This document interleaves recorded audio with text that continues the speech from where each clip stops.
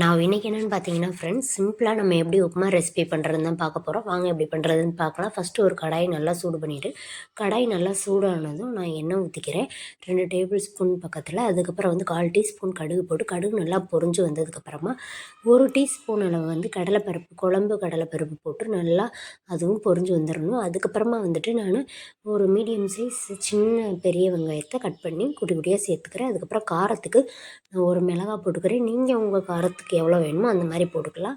அதுக்கப்புறமா ஒரு கொத்து கருவேப்பிலை போட்டு நல்லா மிக்ஸ் பண்ணிடணுங்க. நான் வந்து இன்றைக்கி கொஞ்சமான அளவில் தான் பண்ணுறதுனால ஒரு சின்ன தக்காளியில் ஆஃப் சைடு மட்டும்தான் நான் சேர்த்துருக்கேன். சரிங்களா? இன்னும் ஒரு தக்காளி ஃபுல்லாகவே போட்டோன்னா ரொம்ப புளிப்பாயிரும். உங்கள் அளவுக்கு ஏற்ற மாதிரி நீங்கள் போட்டுக்கோங்க. அதுக்கப்புறம் வந்து ஒரு கைப்பிடி அளவு வந்துட்டு கேரட்டும் பீன்ஸும் கட் பண்ணி வச்சுருக்கேன், அதையும் சேர்த்துக்கலாம். உங்களுக்கு என்னென்ன காய் வேணுமோ சேர்த்துக்கலாம்.